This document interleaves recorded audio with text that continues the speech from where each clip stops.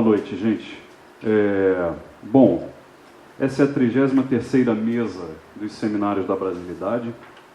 O nosso tema hoje, crise na América Latina. Será feita uma exposição sobre a crise em Honduras, por parte da professora Joana Dresch, que está aqui à minha direita. A seguir, abriremos a mesa para os membros presentes do Instituto da Brasilidade para comentarem sobre o tema.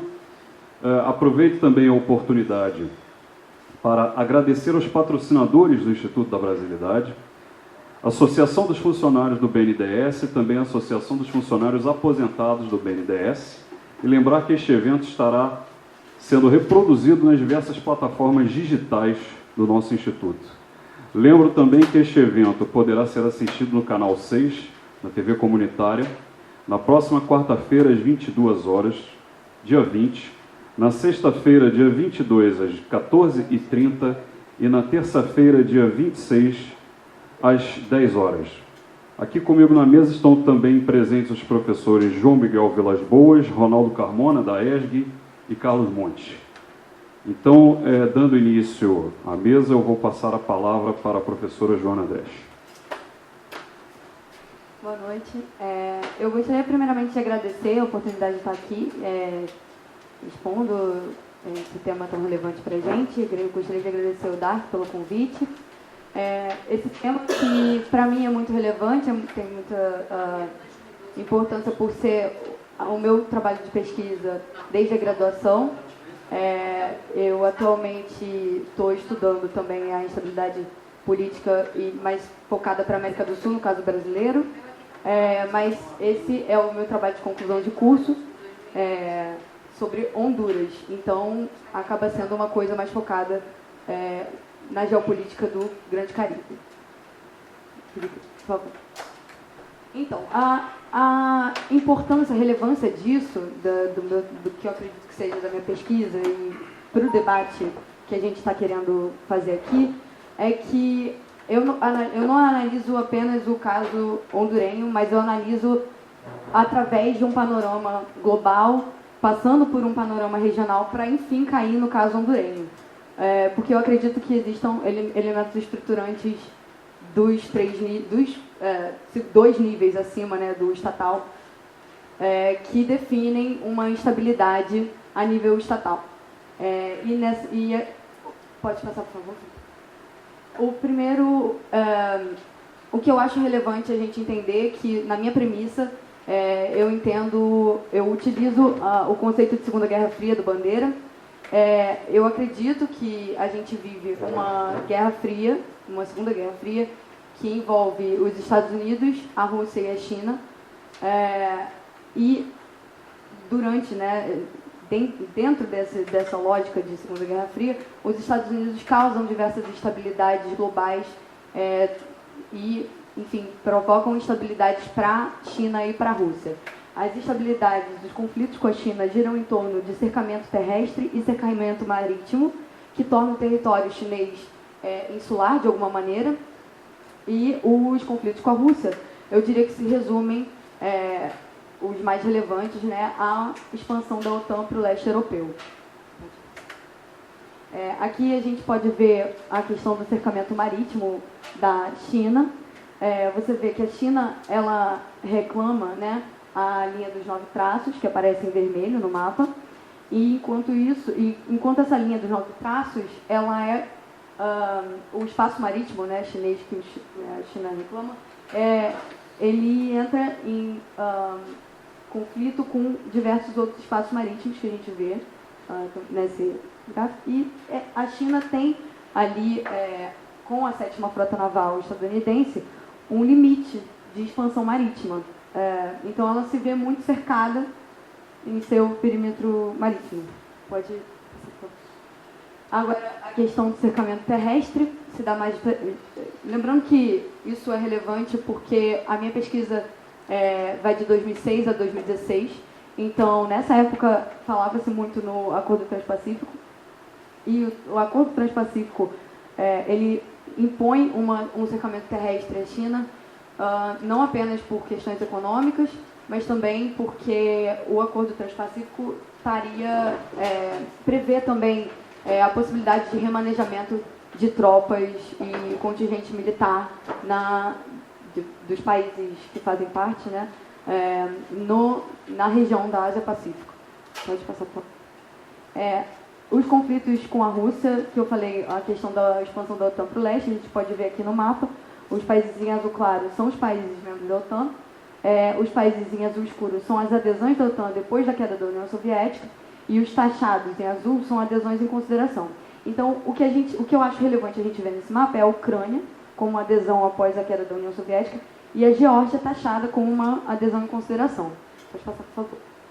E aí, outra coisa relevante seria a diplomacia dos dutos, que seria uma tentativa de criar uma alternativa à dependência do gás europeu, né? A dependência europeia do gás russo e óleo também, que foi a tentativa da construção desses dutos, e a disputa pelo Ártico, porque com o derretimento das calotas polares, a região do Ártico se torna uma região viável e muito próxima aos Estados Unidos. Então, ali a gente vê a imagem de um robozinho fincando uma bandeira russa no fundo do oceano. Agora a gente vai tratar um pouco das respostas a essas estabilizações. A China responde bem a essa questão do cercamento, tanto marítimo quanto terrestre, com o projeto One Belt, One Road, que a gente conhece também como Nova Rota da Seda. Ela consegue acesso pelos corredores ali da Eurásia e o acesso marítimo, além do investimento em infraestrutura, alto investimento em infraestrutura na África. Pode passar, por favor. E as respostas russas, né? As estabilizações, a gente falou, lembra da Geórgia. A Rússia apoiou a independência da Abkhazia e da Ossétia do Sul, na Geórgia. E também teve a questão da Crimeia, com o referendo, a Rússia acabou tomando a Crimeia. Então, eles também, além de fazerem uma resposta, né, individual, eles fazem respostas conjuntas. Uma delas seria o World Order in the 21st Century, que seria um acordo entre China e Rússia, dado que China e Rússia seriam historicamente rivais, né, geopoliticamente falando. Esse acordo do World Order in the 21st Century muda isso e eles começam a trabalhar juntos por questões geopolíticas. Outra coisa seria os BRICS, que aí já inclusive entra um pouco no panorama regional com o Brasil, o envolvimento do Brasil. E a Organização de Xangai, que é uma espécie de OTAN do Oriente, claro, dadas as suas proporções, né? Então, agora a gente vai entrar no nível regional. E o que eu coloco como elemento estruturante é a geopolítica do Grande Caribe. E dentro dessa geopolítica do Grande Caribe, a gente tem uma guinada à esquerda na América Latina entre os anos de 2006 e 2016. E por conta dessa guinada, a gente tem um movimento de autonomia geopolítica no Grande Caribe. E essa autonomia geopolítica conta com a China e com a Rússia como alternativas à dependência geopolítica dos Estados Unidos. Pode passar, por favor. Então, aqui eu coloco uma frase do Kaplan: o coração estratégico e geográfico do Novo Mundo, que seria o Grande Caribe, né? Pode passar, por favor. Então, aqui a gente vê, né, é importante a gente pensar como essa guinada à esquerda ela exclui os Estados Unidos e integra a América Latina, como a gente pode ver ali na charge. E aí, o que isso gera? Um retorno da doutrina Monroe, né? Que seria a doutrina de América para os americanos, de intervenção, de controle sobre o espaço americano, ou o hemisfério ocidental de uma forma geral. E aqui eu coloco Venezuela e Cuba como atores muito importantes nesse cenário, porque eles fazem frente à hegemonia, supremacia estadunidense no continente. E a gente pode observar isso através da questão da ALBA, da criação da ALBA, que faz frente à ALCA, que é o projeto dos Estados Unidos, que não foi à frente, mas a ALBA foi. Temos a Unasul, que exclui os Estados Unidos, diferente da Organização dos Estados Americanos, né? E tem a questão da distância de Havana dos Estados Unidos, não pode ser desconsiderada, né? É uma distância muito, muito pequena. E tem o Petrocaribe, que é muito relevante para Honduras, porque é uma iniciativa da Venezuela de ajuda, de cooperação, né? A Venezuela fornece petróleo e os países fornecem bens de consumo menos agregado, né? E aí temos a participação dos atores externos, né? A gente teve a China torna-se, né, o maior parceiro comercial de boa parte dos países latino-americanos. A América Latina e o Caribe recebem os maiores investimentos chineses em 2012. Tem a questão do canal da Nicarágua, que a China pensa em construir com a ajuda da Rússia, que seria uma afronta ao canal do Panamá, né, que já existe dos Estados Unidos, permite acesso bioceânico. Então, a gente tem as relações entre Rússia e América Latina como uma provocação estratégica também, uma resposta à destabilização na região russa, né, do entorno da Rússia. Tem o envolvimento da Rússia no canal do projeto Canal da Nicarágua e uma aproximação russo-venezuelana, que não pode ser descartada. E a resposta estadunidense a isso seria a reativação da 4ª Frota Naval. E a implementação do que ficou conhecido como doutrina Bush, seria uma atualização da doutrina Monroe. A doutrina Bush, ela intervém, né, nos países latino-americanos através do combate ao tráfico de drogas e, enfim, o terrorismo também faz parte da doutrina Bush, mas na América Latina não se aplica. A não ser que eles considerem as Farc terroristas, o que eles fazem também. Pode passar, tá?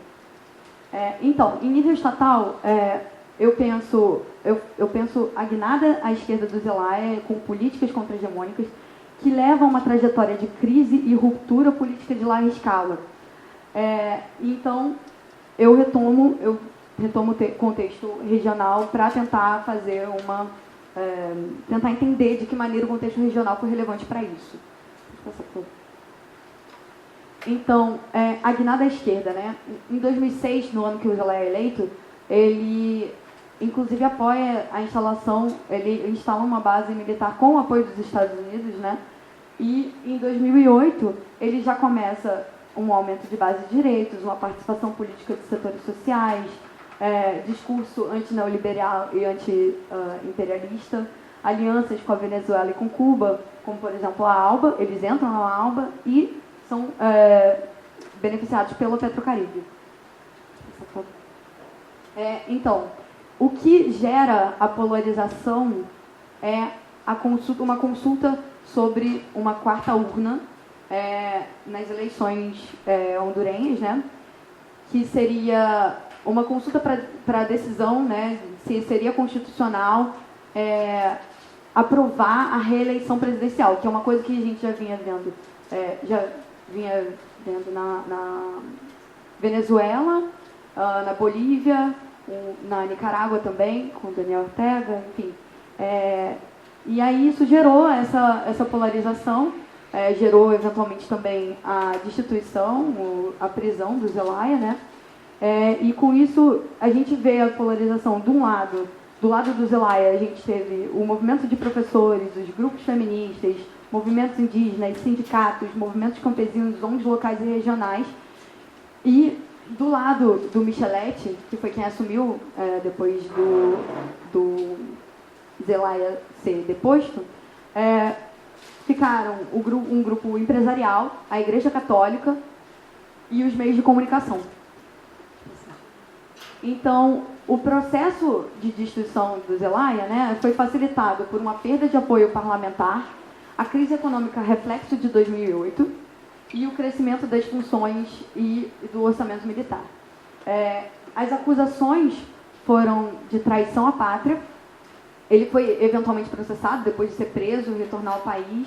Ele foi processado e as acusações eram de traição à pátria, corrupção, abuso de autoridade e usurpação de funções. Então, após a ruptura, o que acontece com Honduras na região, né? Honduras sai da ALBA, da Petrocaribe. A Venezuela e a Bolívia qualificam como golpe de Estado. A União Europeia qualifica como um golpe militar. A Nicarágua fornece refúgio inicialmente para o presidente, né, para o Zelaya. E o Brasil fornece refúgio dentro da Embaixada de Tegucigalpa, quando ele consegue finalmente retornar ao país. E aí, Chávez encabeça uma tentativa de restituir o Zelaya ao poder, né? Que não funciona.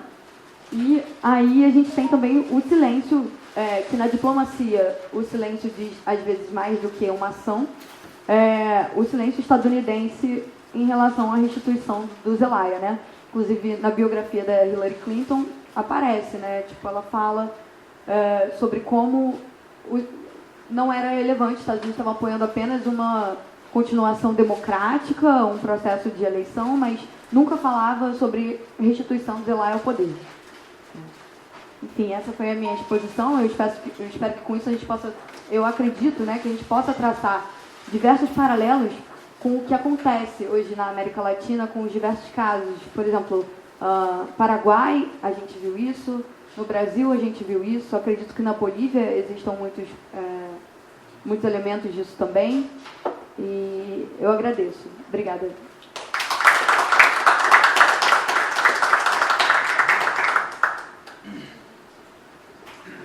Agradeço à professora Joana pela sua palestra. Agora eu vou passar a palavra para o professor Carlos Monte, que nos terá a dizer sobre as intervenções americanas, não só na América Latina, né, pelo que eu vi na sua lista.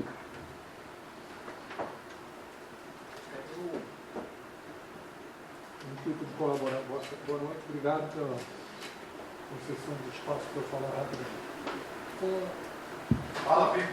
Com a intenção de fornecer informações adicionais para esse debate, eu consegui encontrar uma relação de intervenções estadunidenses em várias partes do mundo desde 1798. É uma quantidade enorme, está aqui, eu fiz uma foto para trazer para nós aqui, já mandei para o Dark e para o O que chama a atenção é o seguinte: primeiro, essa política de intervenção americana, ela vai desde 1798 em diversas situações.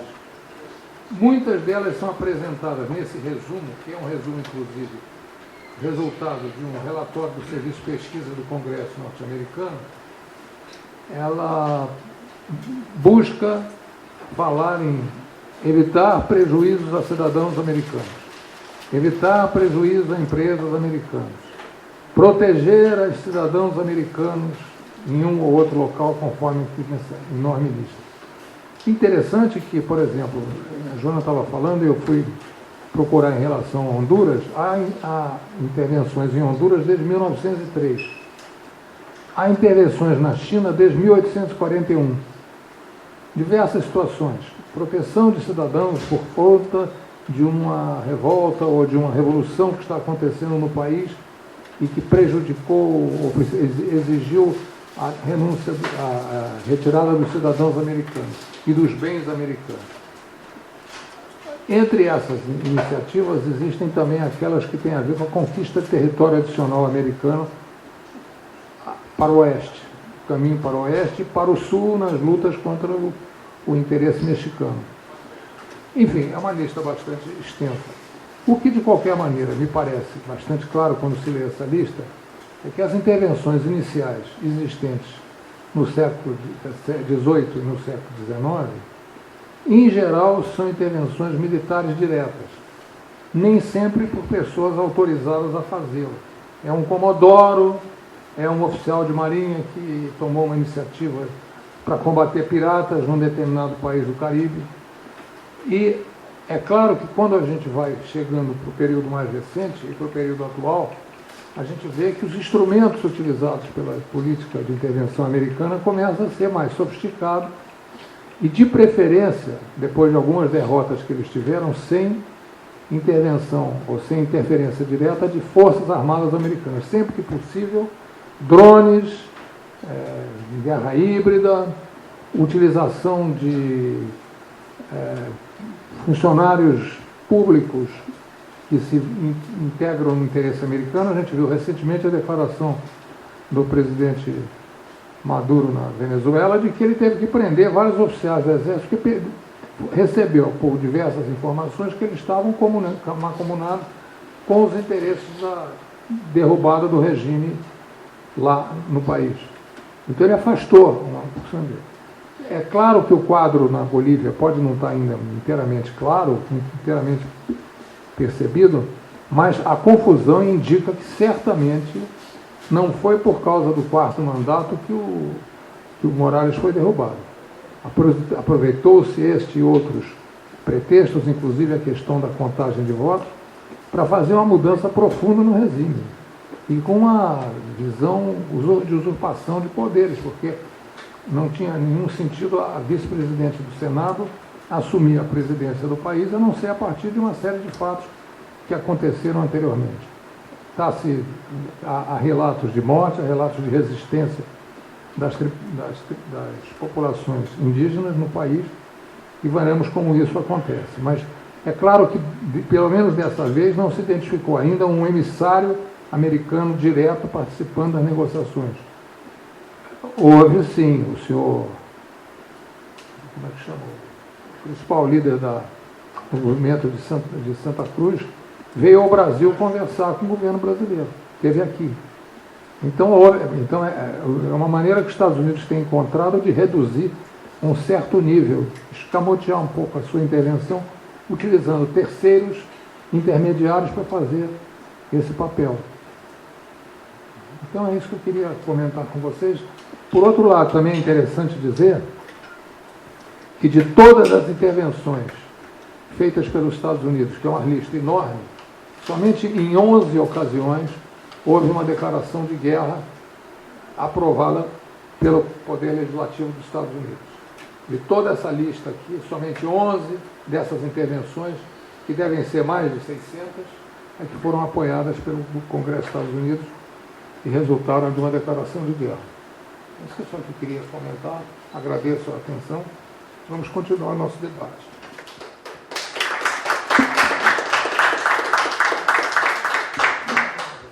Se alguém quiser... Bom, agradeço ao professor Carlos Monte pelos seus comentários. Eu vou fazer aqui brevemente uma exposição muito rápida do que eu anotei aqui de improviso, de quais foram os últimos movimentos, né, na América Latina nos últimos anos. Além da questão de Honduras, que a professora Joana apontou, eu lembro também do Paraguai, né, onde Fernando Lugo foi também removido em circunstâncias muito semelhantes. Eu não vou me lembrar o ano, mas eu acho que foi 2014. Pois é. E, claro, tivemos também aqui no Brasil, né, a deposição da presidente Dilma Rousseff. Me lembro, na ocasião, uma história de que a embaixatriz, se não me engano, né, era a mesma, né? Embaixadora, okay. Era a mesma do Paraguai. Muito obrigado. Era a mesma do Paraguai, né, e ela teria vindo para cá, enfim. Então, isso me parece também ser um indicativo da influência norte-americana recente sobre os governos latino-americanos. Mas, trazendo a coisa um pouco mais, de fato, para o presente ano, os 2 últimos anos, né, e também para lançar para discussão, para todos os presentes aqui, eu queria apontar os seguintes movimentos. Em termos eleitorais, nós tivemos aqui no Brasil, no ano passado, a eleição do Jair Bolsonaro, né, com um alinhamento claríssimo, explícito com os Estados Unidos. Em contraposição a isso, tivemos na Argentina a vitória recente do Alberto Fernandes, né, apoiado pela Cristina, tendo como vice a Cristina Kirchner, que aponta numa direção oposta, né, de pelo menos um relativo afastamento da geoestratégia americana, com a qual o Maurício Macri é muito mais alinhado, né. No Uruguai, nós vamos ter o segundo turno das eleições em breve, ainda está para ser decidido, mas é provável que ocorra uma vitória da frente de direita, portanto, também mais alinhada com os interesses dos Estados Unidos. Bom, além desses movimentos, eu aponto as instabilidades políticas recentes, por exemplo, no Equador, né, em que o governo do Lenín Moreno, sucessor, né, de um governo de esquerda, porém com uma prática substantiva que não é bem o caso, fez um acordo com a FMI para elevação de preço de combustível, remoção de subsídios, etc., que propiciou uma rebelião de amplos setores da população equatoriana, né. Até o momento, Lenín Moreno resistiu, continua no cargo. A situação parece um pouco mais apaziguada, mas é um ponto a considerarmos. Tivemos também no Peru a saída recente de presidentes, né? Eu me lembro pelo menos de um, acho que no ano passado, né? O Kuczynski. E também tivemos episódios de instabilidade mais recentemente. Na Bolívia nós tivemos, há poucos dias, a deposição do Evo Morales, né? Por pressões militares, ou podemos falar abertamente por um golpe militar, embora não tenha sido um militar a substituí-lo, mas uma senadora de oposição, né?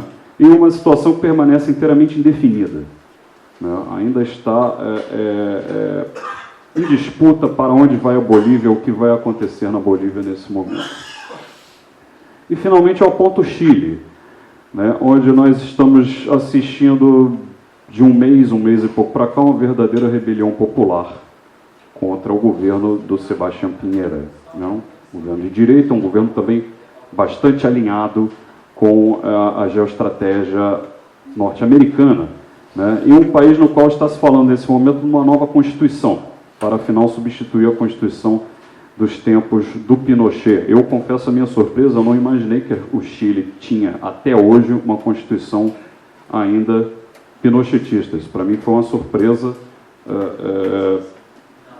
uma descoberta excêntrica, digamos assim. Eu não imaginei que eles tivessem ainda uma Constituição com esse teor, apesar de algumas reformas. Mas, bom, então eu queria colocar aqui para vocês esse cenário. Aqui eu citei praticamente todos os países da América Latina, né? Eu não citei da América do Sul, eu não citei, por exemplo, a Venezuela, que está há muitos anos já numa crise sob um cerco monetário, um cerco comercial muito profundo dos Estados Unidos e cujo governo está resistindo, no meu entendimento, pelas suas relações com China e com Rússia e também pela influência do chavismo nas Forças Armadas. Poderia também citar o México, com a vitória do Obrador, como também um movimento eleitoral, de certa maneira, contraposto à geoestratégia norte-americana, embora no caso do México eu acho que as condições, a margem de manobra do país é muito estreita, né? Pela sua proximidade com os Estados Unidos, pela influência americana, pela confluência de interesses das elites mexicanas com os Estados Unidos. Enfim. Bem, eu gostaria então de abrir, tendo feito esse apanhado, essa contextualização geral da situação continental, que, no meu entendimento, absolutamente indefinida. Alguns países estão apontando para uma direção, outros estão apontando para outras, e em alguns países a coisa está restrita, pelo menos até o momento, aos marcos eleitorais, e outros ela já ganhou caracteres de conflitos sociais muito mais abertos. Eu passo a palavra, então, para quem quiser comentar sobre isso, quem quiser expor as suas posições. Alguém se voluntaria? Professor João Miguel Vilas Boas, por exemplo. Gostaria de fazer só algumas ponderações para o correr aqui do nosso debate. A primeira delas seria uma questão de percepção da realidade política pela qual passa a América do Sul e a região. Que, como nós temos uma mídia pouco afeita à descrição desses movimentos como golpe, né, é importante a gente fazer uma reflexão sobre o golpe em si, né? Que tipo de golpe passaram esses países e, em boa medida também, levantar um pouco a questão da culpa ou da participação das próprias vítimas nesses atentados, nesses golpes, né? A gente não pode esquecer, daqui a pouco na minha segunda colocação, eu vou entrar um pouco na questão geopolítica histórica, mas a gente não pode esquecer que a região latino-americana ela está vinculada a uma estratégia histórica estadunidense e que todo o elemento simbólico na política regional é muito importante. Então, esses movimentos que se dizem revolucionários, nós vimos, por exemplo, na Venezuela, o caso do Hugo Chávez, ele é primordial que tenha participação militar, a participação das Forças Armadas, que é sempre um elemento de instabilidade ou de estabilidade no nosso histórico político aqui, regional, né?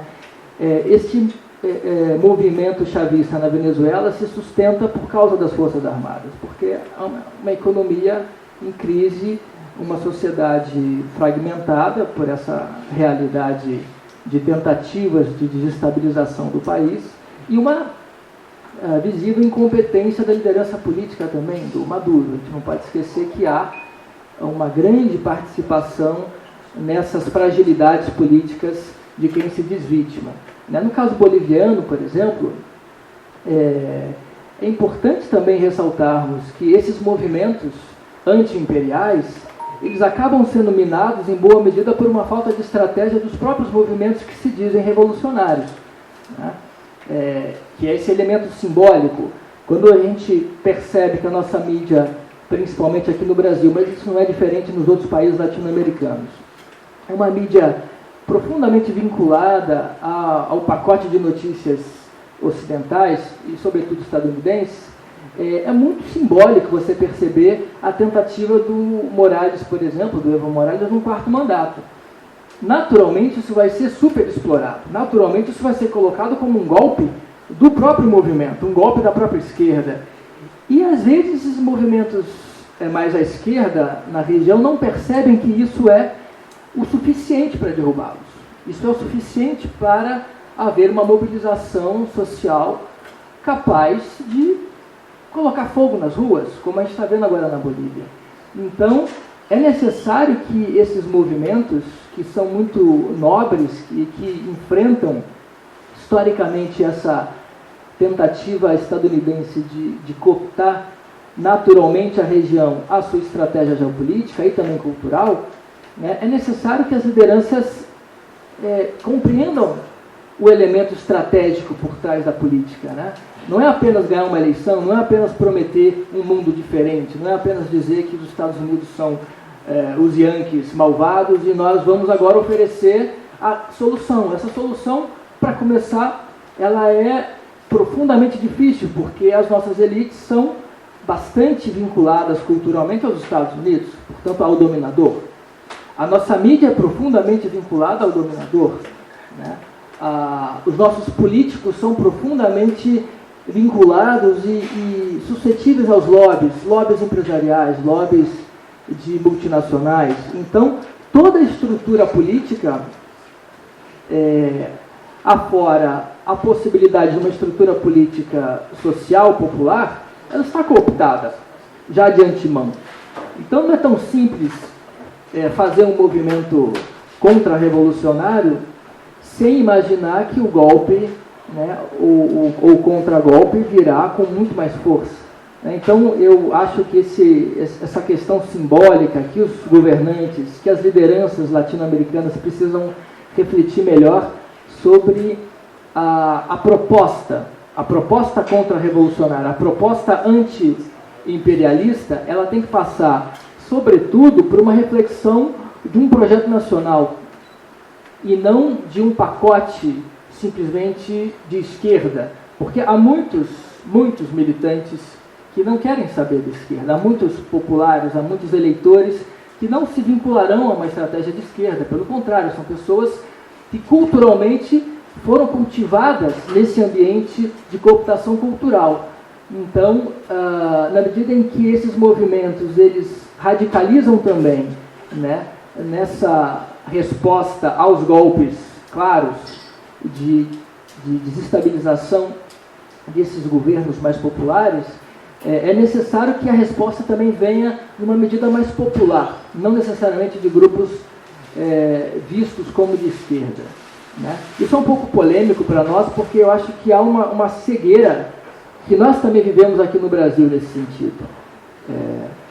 E o segundo ponto, a gente vai ter a oportunidade de discutir melhor essa minha questão primeira, né, que é para muitos um pouco mais polêmica, porque isso é muitas vezes simplificado como uma visão conservadora, e eu acho que a ausência de uma reflexão mais profunda dessa esquerda, ela acaba empurrando as pessoas mais de centro, etc., para os movimentos de direita, e o que mostra que esses processos mais populares acabam não conseguindo triunfar por causa disso, eu acho, por causa dessa falta de percepção simbólica. Mas o segundo ponto, que eu acho muito importante é entendermos que a estratégia estadunidense, e o Carlos Monti, nosso vice-presidente do Instituto da Brasilidade, colocou muito bem, a estratégia geopolítica americana é golpista, é intervencionista. Isso não é uma questão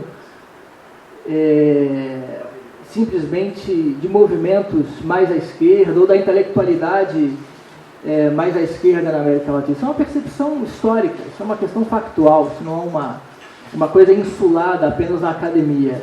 Isso é uma questão factual e você encontra isso em qualquer documento oficial norte-americano sobre estratégia regional.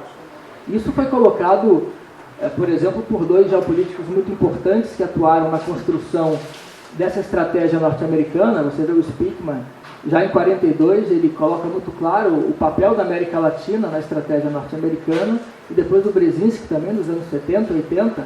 A América Latina é claramente um espaço de acumulação de riqueza e de influência cultural.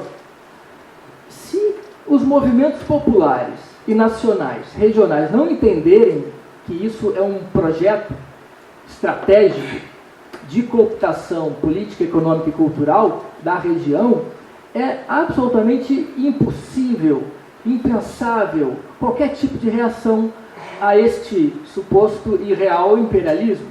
Ou seja, acaba ficando uma espécie de proselitismo para convertidos. A gente fala nos núcleos acadêmicos que não convergem, que não conversam, aliás, com a sociedade sobre esse projeto.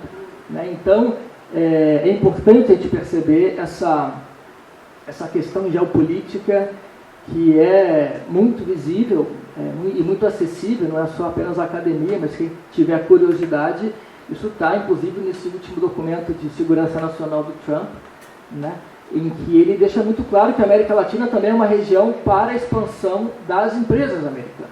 E a Lava Jato, ela entra nesse processo com muita clareza. Né? Quando você utiliza os instrumentos legítimos, jurídicos, para derrubar empresas, para deslocar competidores, né, isso mostra o nível da competição geopolítica que é profissional, né, por parte dos Estados Unidos.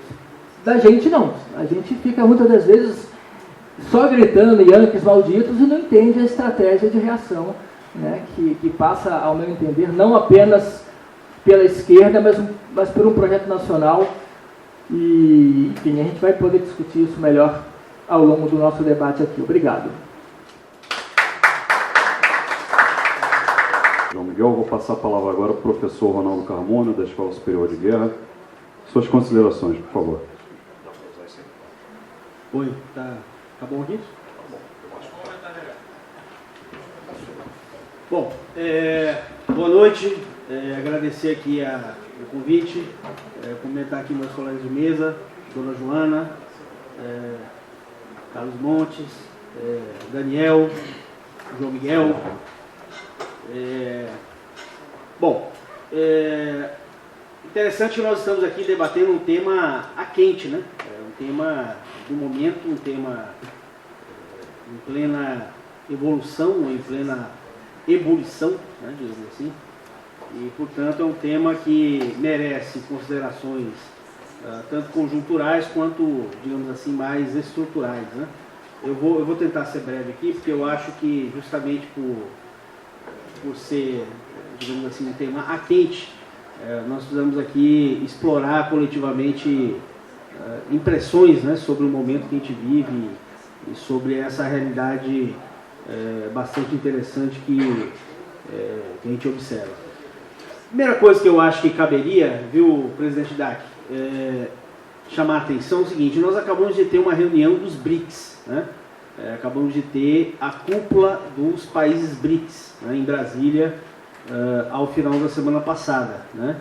E chama a atenção, e inclusive isso foi crítica dos nossos parceiros de outras latitudes, de outros continentes, o fato de, pela primeira vez desde da edição 2007, se eu não me engano, dos BRICS, você não ter a realização de uma reunião com o entorno regional daquele país que o cedia, né?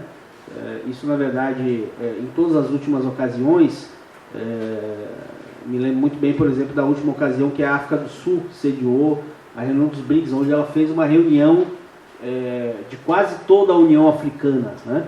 Ou seja, como você vai observando que essa situação regional da América do Sul, ela vai também impactando num mecanismo cheio de perspectivas e de expectativas, que é os BRICS, né? De modo que pela primeira vez em mais de uma década, você não tem na realização da cúpula dos BRICS a reunião do seu entorno regional, né?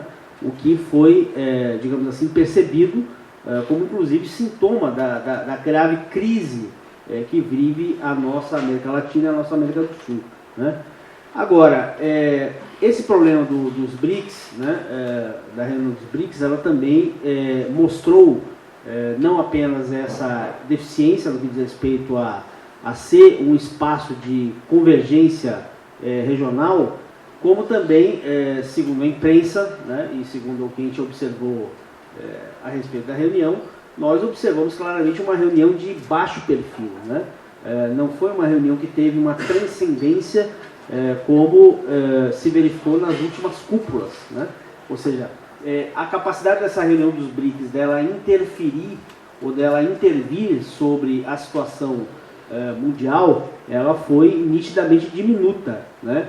Quer pelo fato de que talvez você tenha estabelecido um novo mecanismo de cooperação, onde, digamos assim, está no cerne da disputa geopolítica mundial, que é o problema dessa aliança entre China e Rússia como núcleo dessa busca de uma transformação da ordem mundial versus a posição americana, né? Então, o fato é que você tem essa novidade. Do ponto de vista do Brasil, o que os comentaristas sobre a reunião dos BRICS demonstram é que teria havido uma certa inflexão do Brasil, uma certa rendição à realidade, né? Expressa sobretudo pelas relações que foram demonstradas entre o Brasil e a China, né? Ou mais explicitamente entre o presidente Bolsonaro e o presidente Xi Jinping, né? Isso é plausível, né? Por várias razões, né? Seja pela condição brasileira, que é a condição brasileira de grandes dificuldades, né? Seja pela proposta chinesa, né? Porque diferente do americano, digamos assim, que tenta envolver o Brasil mais no plano da retórica, de uma lógica ideológica, o chinês ele vem com uma proposição muito objetiva, né? Inclusive se fala agora da reativação daquele fundo China, né? Aquele fundo de investimentos em infraestrutura que tinha sido lançado no período ali da Dilma, né? Que estava ali sendo e que agora se retoma. Então, em que medida também retorna um certo pragmatismo na diplomacia brasileira, o que é positivo, né? Porque o Brasil, de fato, embarcar nessa lógica, digamos assim, ideológica, né? Nessa lógica não pragmática no sentido positivo, seria realmente uma coisa que jogaria contra o próprio interesse nacional. Então, quero começar chamando a atenção para essa reunião dos BRICS, porque isso tem incidência tanto do ponto de vista, digamos assim, de eventuais injunções ou eventuais mudanças na própria, digamos assim, posição externa do Brasil, como no que diz respeito ao próprio ambiente regional. Bom, creio que para analisar, aí uma segunda questão, creio que para analisar a situação da América Latina e da América do Sul no momento atual, é evidente que nós temos que fazer uma regressão histórica, né? Eu não vou aqui perturbar vocês, porque essa regressão histórica certamente ela exigiria aqui alguma meia hora de conversa, mas creio, apenas para dar uma primeira manchete, uma primeira sintonizada, que eu acho que é preciso compreender a situação atual da América do Sul e da América Latina à luz do nosso processo histórico, né? Se nós observarmos apenas as coisas pelo conjunturalismo, ou seja, pela realidade de hoje ou de ontem, ontem no sentido mais próximo, nós certamente não estaremos analisando aspectos mais estruturais. O nosso João Miguel, que inclusive citou aqui o Spykman, né, podemos citar aqui a própria elaboração brasileira sobre o problema do seu ambiente regional, né, na figura, por exemplo, de Travassos, né, que aqui a gente já conversou sobre Travassos em outras ocasiões, ou sobre a América Espanhola, né, que cada qual, digamos assim, tem a sua dimensão e o seu escopo muito bem determinado, né, de modo que a América Portuguesa por um lado, a América Espanhola por outro, e os contestadores dessa ordem originada em Tordesilhas, né, ou seja, os contestadores anglo-saxões que sempre interviram para contestar a nossa realidade histórica, isso é uma realidade que se faz sentir também nos dias de hoje, né? De modo que não é possível observar a conjuntura da nossa região sem observar esses fenômenos históricos. Porque pode-se dizer, rigorosamente, que a nossa região ela vive um conjunto de ondas ou ciclos políticos históricos muito bem delimitados, né? Se for para a gente falar, inclusive, do período mais recente, do período histórico mais recente, nós tivemos ciclos políticos que demonstram certa hegemonia de uma determinada linha de pensamento, de uma determinada proposição, né? Foi assim ali, para dizer, da metade do século XX para cá. Foi assim ali nos anos 50, 60, com a hegemonia nacional-desenvolvimentista, cepalina, né? Foi assim no período dos regimes militares dos anos 70, né? Onde você teve uma profusão de governos militares. Foi assim o período dos anos 80, né? Onde você teve uma onda por toda a região de redemocratização da região, né? O período neoliberal, a primeira fase do neoliberalismo nos anos 90, e esse período progressista mais recente, né? Esse dito período onde as forças de esquerda, forças nacionalistas, ascenderam ao poder aí a partir do início do século XXI. Mas o fato é que, digamos assim, para a gente fazer uma análise mais, tentar aqui buscar uma análise mais estrutural, nós precisamos primeiro identificar as virtudes e os limites desses quase 20 anos, dessas quase 2 décadas de experiências de governos ditos progressistas na América Latina, né? Governos que tiveram seu curso em meio a um ambiente internacional favorável, né? Mas que, digamos assim, souberam, em alguns casos, aproveitar mais, em outros menos, as condições favoráveis a essa sua própria existência, né? Então, quais foram os limites, quais foram as fragilidades que a gente pode identificar durante esse período de quase 2 décadas, né? Sobretudo no que diz respeito à realização de mudanças estruturais, né? Você pode pegar o caso da Venezuela, né? A Venezuela, eu sempre costumo dizer o seguinte, sempre costumo me lembrar aqui das recomendações do nosso Celso Furtado, né? Que em 1968 escreveu um trabalho para a CEPAL a respeito do caso da Venezuela, discorrendo sobre a necessidade da Venezuela buscar um movimento de industrialização que superasse, inclusive, as suas limitações estruturais de ser uma economia dependente do petróleo, né? E a gente vê que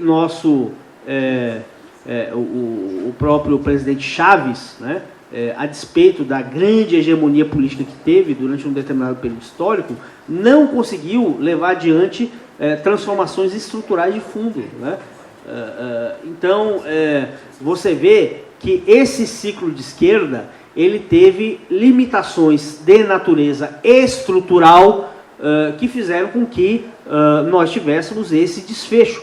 E qual o desfecho? Não é qual o desfecho exatamente que a gente vive no atual momento. O desfecho é que a exemplo do mundo, nós vivemos aqui na América do Sul, na América Latina, um quadro de extrema polarização, extrema tensão política e ideológica, né?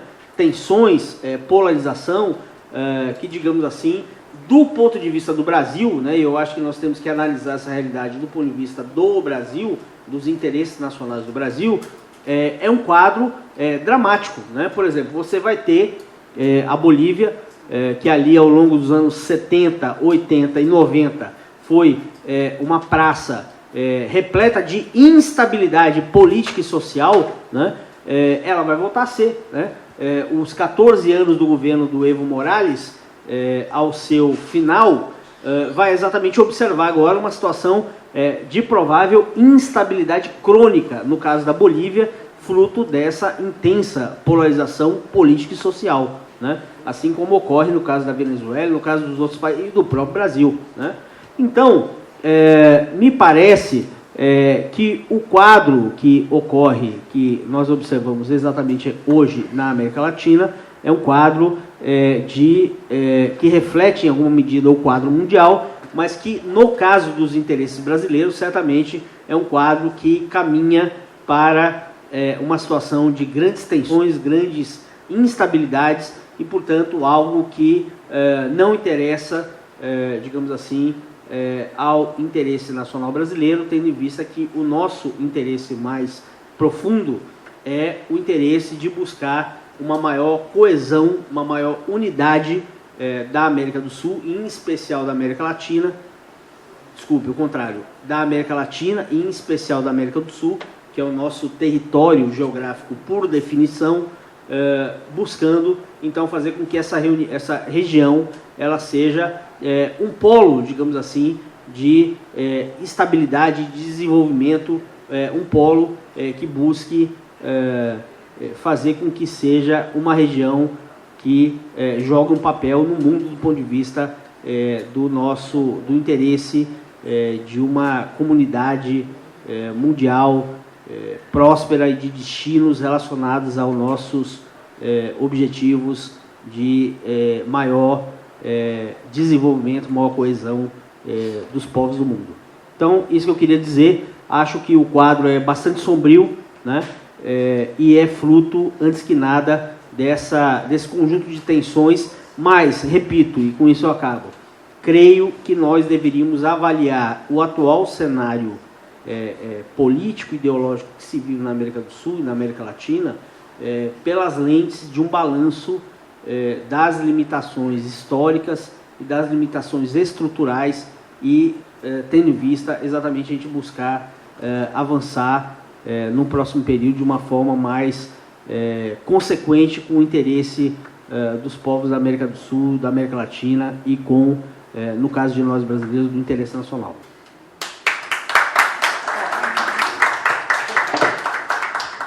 Quero me inscrever. Complementar o que eu disse aí. Eu agradeço ao professor Ronaldo Carmona pela apresentação dele. Bom, estão encerradas as apresentações dos integrantes da mesa, então a partir de agora eu vou abrir a palavra, vou abrir a participação dos nossos espectadores e começo pelo professor da Costa, que já havia solicitado. Em seguida eu dou a palavra. Primeiro eu queria parabenizar os membros da mesa, em especial a Joana, pela sua apresentação, que deu início então à nossa discussão.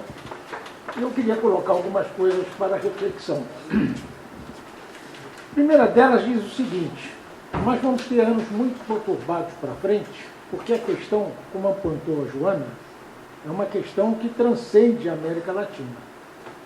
A questão é um choque que se processa na busca da China se tornar efetivamente aquilo que ela imagina que será, ou seja, hegemônica. Tá?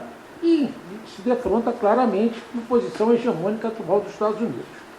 E a América Latina sofre por uma questão séria, que é o fato que a China hoje apresenta riqueza. Se você for ver as relações de comércio da América Latina com a China e as relações de investimentos chineses na América Latina, você vai ver que os chineses suplantam em muito o que os americanos estão fazendo na região.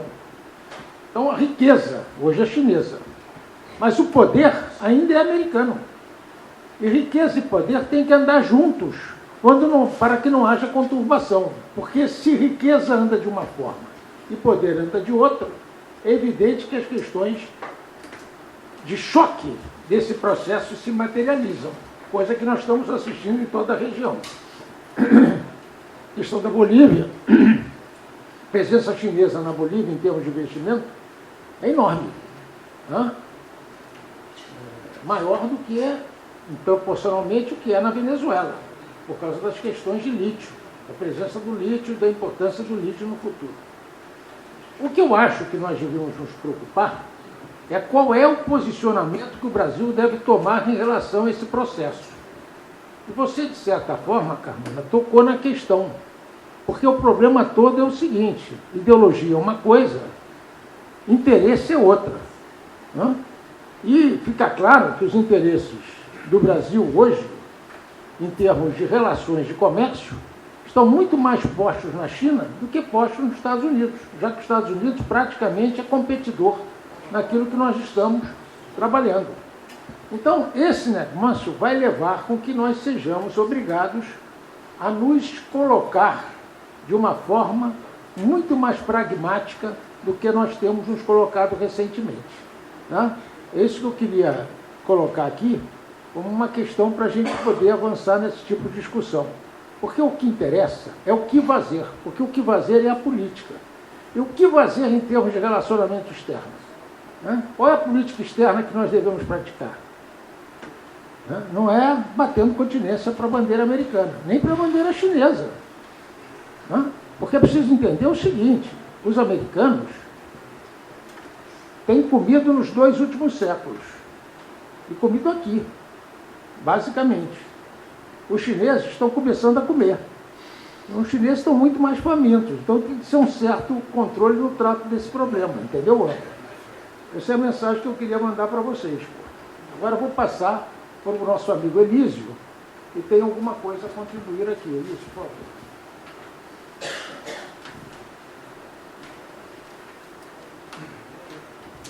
Eu queria, na tua linha, né, voltar um pouquinho, né? Nada contra os Estados Unidos, nem intervenções, nada disso. Só que eu gostaria de voltar um pouquinho mais atrás do que você voltou, né? No século XVI, por exemplo, né?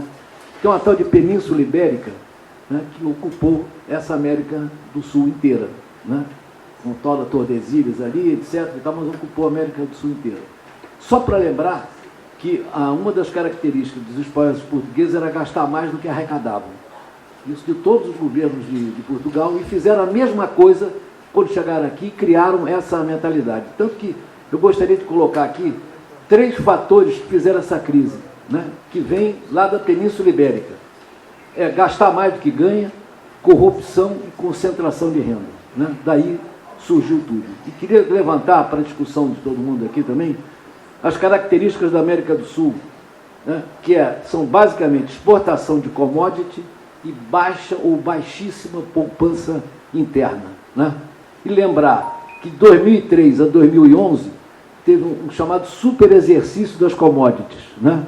Dá uma olhada, me lembro que na época que estava lá, a direita se beneficiou disso como a esquerda. A direita, no caso, por exemplo, do Álvaro Uribe, né? E a esquerda do Lula, do Chaves, da Dilma, etc. Só lembrar que os números desse período de 2013 a 2011, né? Eu me lembro que a Venezuela produzia, naquela época, 3 milhões de barris por dia. O último número que eu vi é 600 mil. Né? Então, na realidade, imagina um país que 95% da exportação dele era de petróleo. Então, imagina o que está acontecendo, né? Não dá para continuar com aquela loucura do Chaves. Eu só vou dar mais alguns números desse período e o que aconteceu depois, né? O Equador, por exemplo, que a gente falou aqui, vocês falaram aqui da crise no Equador. O Equador, por exemplo, o crescimento do PIB dele entre 2004 e 2011 era 4,8%. Nos últimos 3 anos foi 0,8%. Né? No Peru, a queda foi de 6,5%, caiu para 3,5% também nesse último ano. A Argentina, no governo do Macri, né, que está se mandando agora, cresceu apenas 0,2% ao ano. No período do Néstor Kirchner, chegou a 8,7% ao ano. Então, evidentemente, que é muito fácil entender essa crise que está acontecendo aí por causa dessas características da economia da América do Sul. Aqui no Brasil, a mesma coisa, né? E só queria lembrar, para finalizar, para poder abrir a discussão, né, que tem uma outra característica que ficou muito marcada na ciência política desses últimos anos, que é o chamado afeto, né? Então, na realidade, essas circunstâncias todas criavam uma relação com os dirigentes, com os presidentes, né, de afeto, que podia ser positivo ou negativo, né? Olha o caso brasileiro e vê o que aconteceu com isso, né? Olha o afeto do ex-presidiário aí, como é que ficou fortíssimo. Então, precisamos considerar tudo isso e não colocar todos os problemas da América Latina na intervenção americana. Não é isso, não. Quer dizer, tem uma cultura inteira gerada nesses últimos 400 anos que levou a criar essa economia do jeito que é a nossa aqui. Então, eu só queria colocar isso na discussão. Valeu. Marote.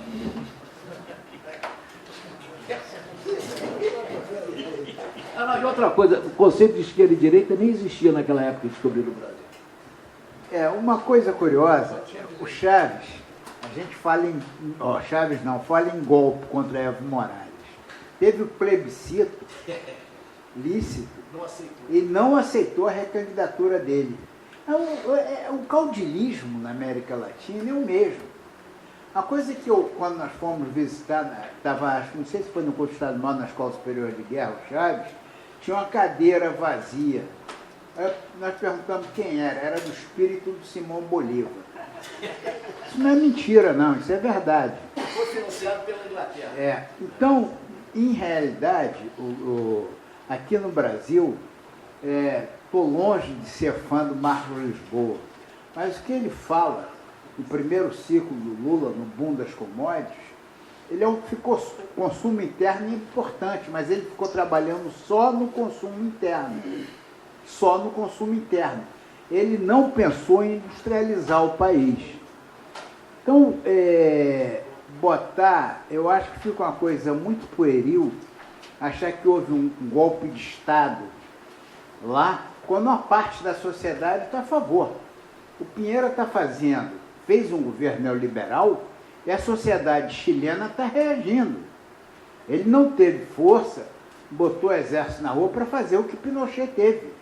Hoje nós temos sociedades civis com muito mais consciência política. Agora, o governo da Dilma é o desastre total. Obviamente, começar com determinadas coisas num país onde tem a classe média conservadora, a sociedade conservadora, como a brasileira, achar que está ganhando a coisa, eu acho que fica uma coisa, botar a culpa de tudo nisso daí. Claro, evidentemente que o mundo é disputa de poder. A Lava Jato, o João Miguel, entrou, mas 61,61% do Brasil, o comércio é com a China. Isso é dado, 61,61%. E o Paulo Guedes, ele quer entregar, não sabe para quem, ele está oferecendo. Fez proposta de tratado de livre comércio com a China.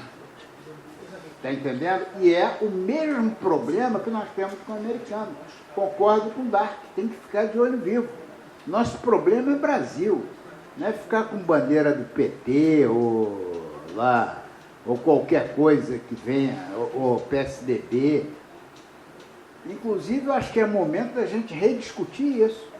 Quando o cara vai fazer tratado de livre comércio com a China.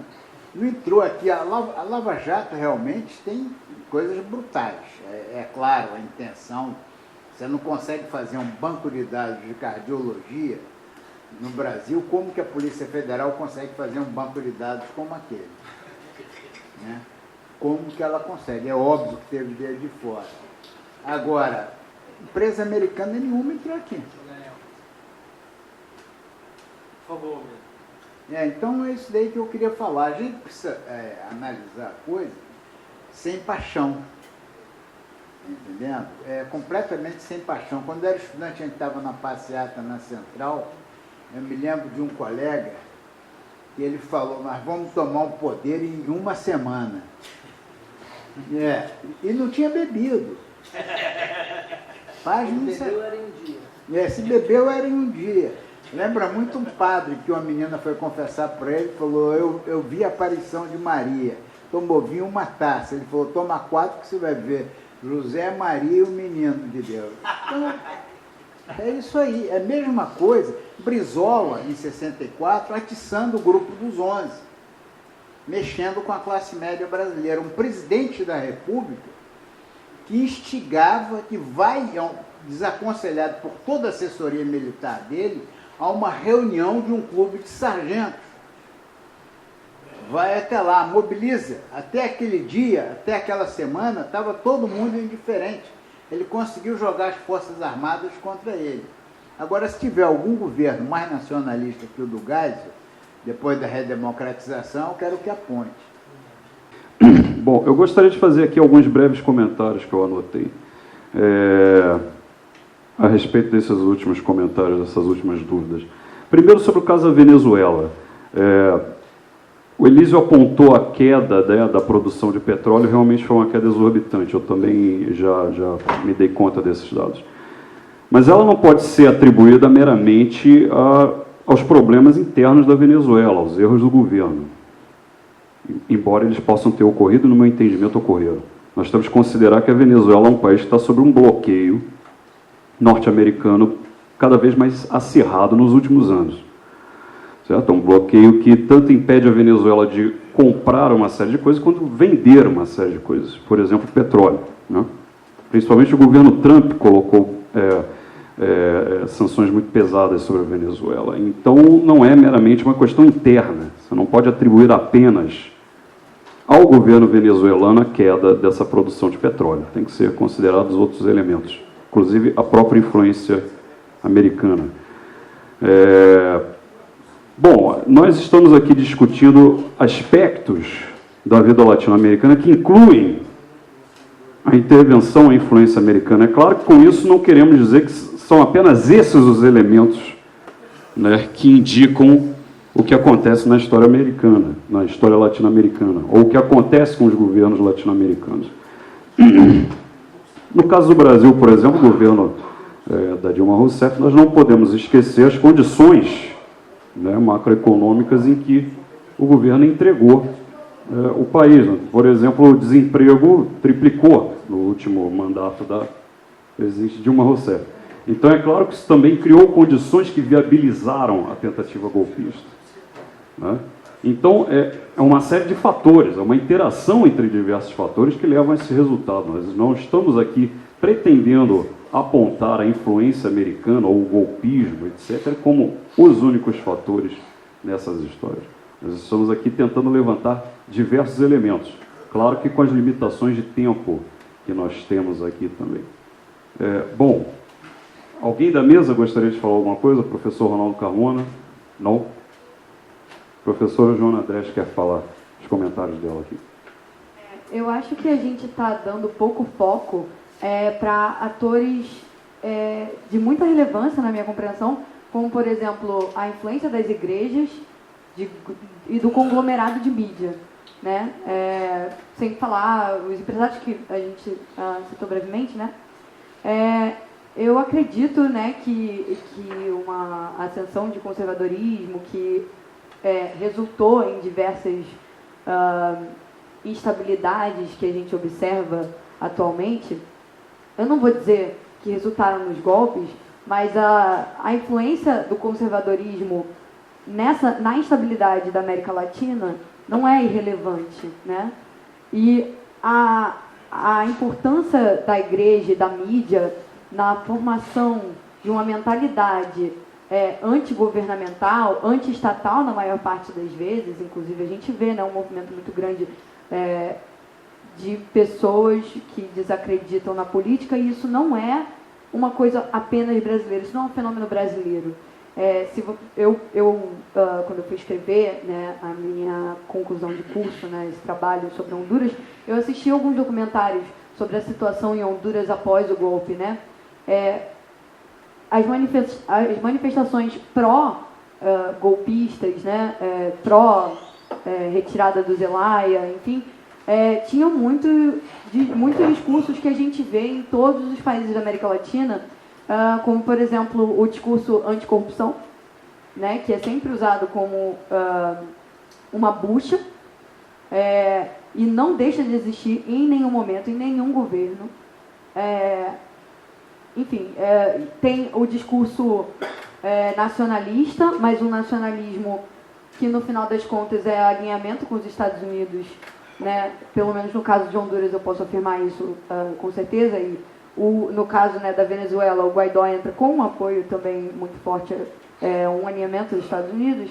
Então, enfim, e o papel da mídia, reportando isso, né? Dando espaço para esse tipo de discurso. E hoje em dia a gente tem um fenômeno ainda muito novo, né, de redes sociais, que a gente também não comentou aqui, mas é extremamente relevante. A senadora Alessandra Ocasio-Cortez andou perguntando ao Mark Zuckerberg, né, o Zuckerberg no inquirimento lá, né, por que os algoritmos dele acabam, né, beneficiando discurso de ódio. Porque isso é comprovado. Os algoritmos do Facebook acabam beneficiando os discursos de ódio, acabam beneficiando, enfim, fake news, que a gente vem vendo aqui também aqui no Brasil, né, essa questão relevante. Enfim, o uso da mídia para desestabilização. Eu acho que isso é um ponto muito relevante, não foi tratado, e eu só queria fazer esse ponto, só trazer isso para debate também. A questão da igreja, não, dá para falar aqui. Mas aí não aparece na filmagem. Em 64, houve um apoio da Igreja Católica, principalmente, na figura de Dom Jaime de Barros Câmara, cardeal arcebispo do Rio. E de toda a igreja, e de toda a classe média. Tinha 12 anos, me lembro bem. Agora, o fenômeno neopentecostal, que não pode falar por toda a igreja protestante, você tem a igreja protestante clássica, que é a luterana, a batista, tem a igreja pentecostal, que já começa esse movimento dos pastores, telepastores, né? E tem a neopentecostal que radicaliza isso aí, é um ponto máximo. Eles não têm a unidade de percepção que tem a Igreja Católica, a unidade de organização. E quase que são, como usar um neologismo, milícias religiosas. Cada uma fala por si, com interesses, tanto que a bancada evangélica mesmo pouco consegue mexer ali dentro. Isso é fato.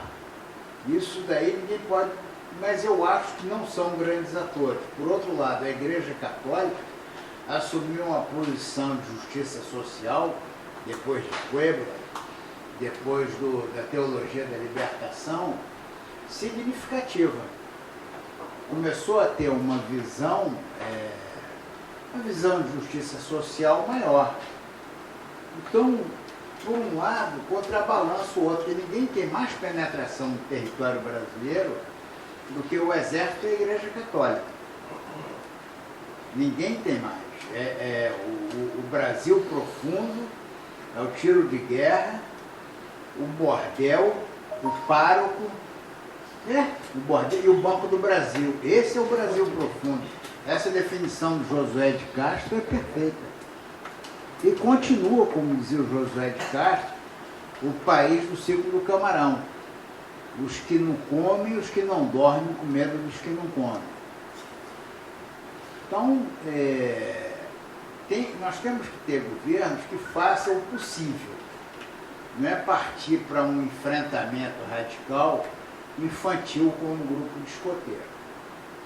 Por exemplo, as ligas camponesas do Francisco Julião estavam prontas para resistir, era meia dúzia de cara. Entendendo? alguns desses grupos foram comprados por lata de goiabada.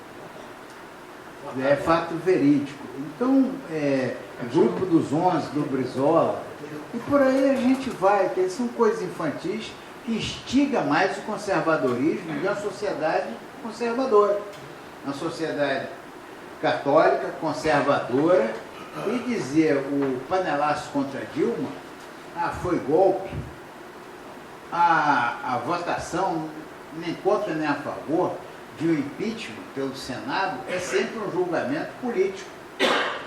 E a sociedade estava no Brasil todo pedindo impeachment. Tanto que a candidatura do conservador venceu. O Haddad em São Paulo foi derrotado para prefeito, nem reeleição conseguiu. Então, eu acho que agora a sociedade, eu não acredito que haja uma grande polarização. Parece que o Lula está querendo conversar com PSDB, PSD, de falar em centro. Esse centrão brasileiro é uma tragédia. O centro brasileiro é uma coisa trágica. Então agora tem que haver, os atores políticos têm que começar a conversar. Tem que ter uma proposta que defenda os interesses nacionais. O governo se curvou para a China. Agora não vai brigar com a China, que 61,61% do comércio é com a China. Aí Paulo Guedes quer fazer tratado. Paulo Guedes quer dar, ele não sabe para quem. Tá vendo? Entregar o Brasil. Tratar de livre comércio com a China. Então, vamos repensar isso daí, né? Eu acho que eu queria dizer o seguinte, tudo que a gente ouviu aqui não se realçou em nenhum momento a questão de um projeto nacional de desenvolvimento. Pode ser uma expressão que está ficando comum, mas a verdade é que todas as pessoas que pensam o Brasil a partir da sua independência sentem falta desse sentimento de um norte claro para o Brasil, compreendido por uma parte substancial da população. Como isso não acontece, a população entra nos movimentos pendulares que não levam a coisa nenhuma, porque ora vão para um lado, ora vão para o outro. Igrejas pentecostais, redes sociais, mídia não podiam ser fortes o suficientes para obstar a existência de um projeto nacional de desenvolvimento, como existe na China, como existe nos Estados Unidos. As forças principais dos Estados Unidos estão absolutamente coesas em relação aos seus interesses. E aqui não. Os interesses são os interesses de cada um e não o interesse de todos. Então eu chamo a atenção, e isso é uma das preocupações do IB, que a gente continue falando e tentando perceber, mostrar a importância de se tratar de um projeto nacional de desenvolvimento. Um projeto que centralize as forças motrizes do país na direção daquilo que representa o seu futuro. Tirando de lado questões como as questões identitárias, que são diversionistas. Não quero discutir o Flamengo, chega, deixa ganhar ou não ganhar, não importa. Mas não é isso que a gente precisa discutir. Não é. Pode ser. O Botafogo está precisando mais de discussão do que o Flamengo. Mas a gente, enquanto isso, perde do 22 sub-23, perde no time principal para a Argentina, perde para todo mundo. Ganhou o sub-17, mas perdeu o sub-23. Ganhou no último minuto, 2-1. Bom, enfim, o que tinha a dizer isso, a importância do Projeto Nacional de Desenvolvimento. Isso tem que ser uma preocupação central daqueles que querem o bem do Brasil, realmente. É isso aí. Muito obrigado, professor Carlos Montes, pelas suas palavras. Por favor, por favor. Eu só gostaria de dizer uma coisa, eu concordo plenamente com a falta do Projeto Nacional de Desenvolvimento, está nos faltando bastante, mas eu não acredito que as questões identitárias sejam diversionistas. Eu acho que elas devem fazer parte, serem integradas a esse Projeto Nacional de Desenvolvimento. Desde que não sejam centrais, sim, concordo. Agora eu passo a palavra ao professor Ronaldo Carmona. Eu vou usar 30 segundos para concordar com o nosso velho mestre Carlos Montes. Velho não. Mestre sim, velho não, né? Não, porque de fato essa discussão que nós fazemos aqui, ela precisa ser lida à luz do problema nacional, né? Porque ao fim e ao cabo essa é a grande questão, inclusive porque, digamos assim, a situação que vive a América Latina e a América do Sul, em grande parte, ela tem a ver com a desorientação e a perda de rumo da sua locomotiva, entendeu? Que é o Brasil. O Brasil, a partir do momento que deixou, digamos assim, de ter projeto próprio, percepção própria do caminho em relação a essas grandes transformações que vive o mundo, ou seja, do seu local, do seu locus, nessa situação de grande transformação que vive o mundo, digamos assim, ele abriu portas não apenas para a contestação da sua presença no seu entorno imediato, né, como para esse que é o grave problema que o Brasil vive hoje, que é uma situação de crônica instabilidade na sua região, né? O Brasil, que deveria ser um instrumento de liderança da América do Sul, no sentido progressista, no sentido desenvolvimentista, nós passamos a ser um fator, pela desorientação, pela falta de projeto, um fator que contribui para essa instabilidade crônica que vive a América do Sul e que provavelmente viverá por um longo período histórico, a depender dessa correção de rumo que o Brasil possa ter. Muito obrigado, professor Ronaldo Carmona. Agora os comentários do professor João Miguel Vilas Boas. Acabou que a nossa mesa, a nossa discussão foi para o Brasil, né? A gente perdeu um pouco o foco da questão latino-americana, das intervenções, golpes, não golpes, enfim, né? Eu queria apenas retomar uma colocação do Marones, querido amigo Marones. Sem dúvida, a gente precisa relativizar as intervenções externas para justificar os problemas internos, né? Um professor da Universidade de Brasília, Amado Servo, professor de História das Relações Internacionais do Brasil, ele usa um termo que eu acho muito interessante, que é a psicologia do oprimido, pega emprestado do Paulo Freire, e fala que a gente acaba sempre justificando as nossas frustrações com golpes e golpes e golpes, etc.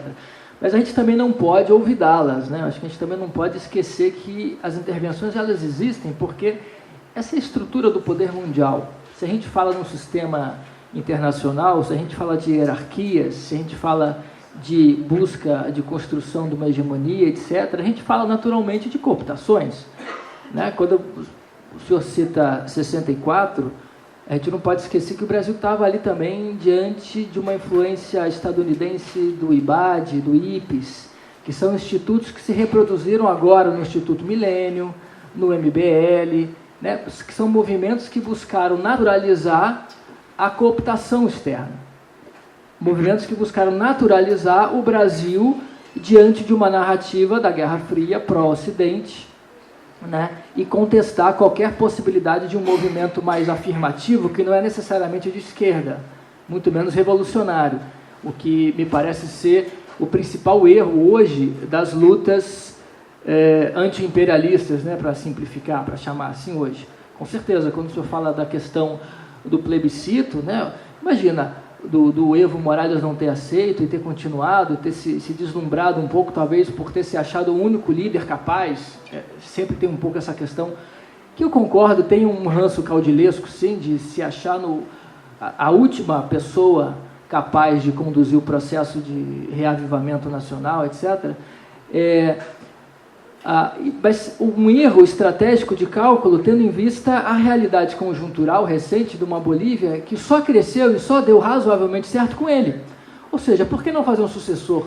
A política estatizante dele, ela cresceu. Exato. Então, quando você olha para os dados econômicos da Bolívia, é de cair para trás. Nos últimos 12, 14 anos, a Bolívia, comparada com a Bolívia histórica, é impressionante. E ainda é o país latino-americano que mais cresce e mais tinha, né, a possibilidade de crescimento econômico, né?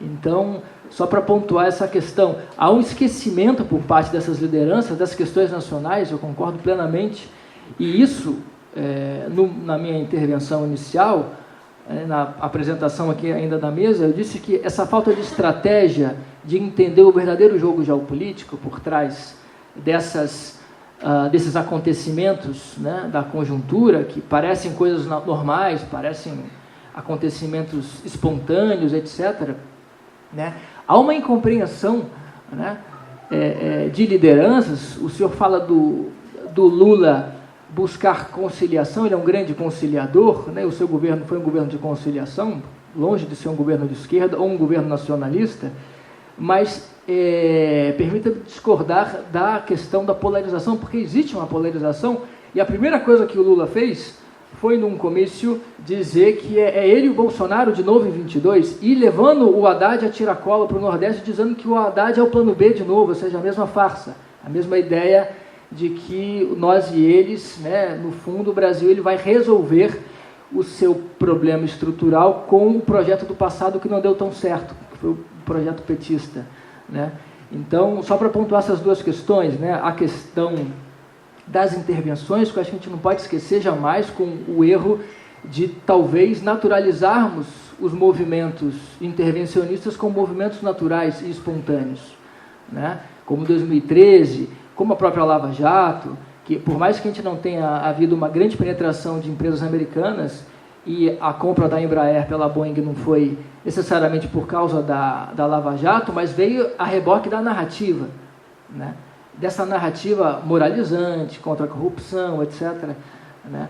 Mas outras empresas entraram no Brasil. O setor de defesa, principalmente, foi um dos que mais sofreram, além do naval, o setor de defesa, por exemplo, perdeu uma série de empresas para empresas israelenses.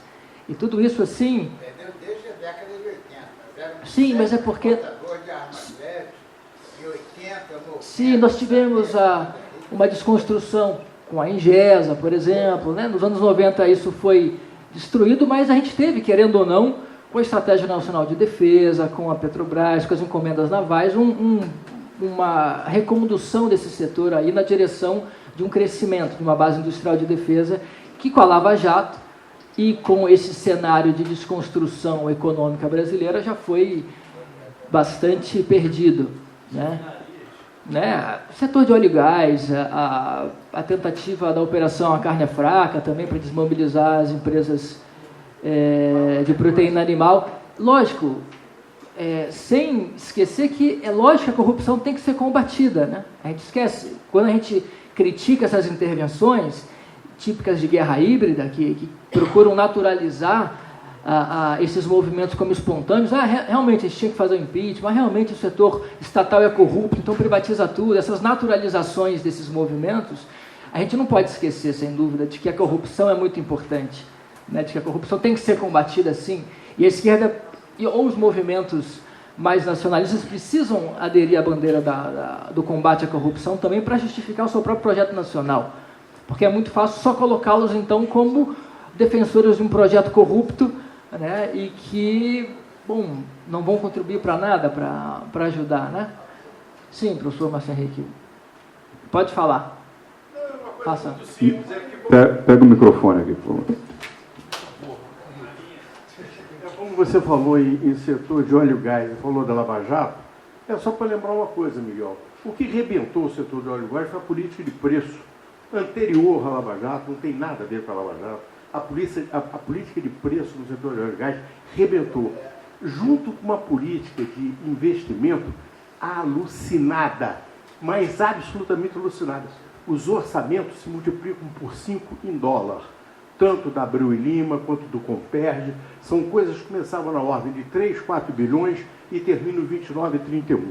Tá certo? Isso não tem justificativa nenhuma. O roubinho da Lava Jato é troco perto do que esses caras fizeram.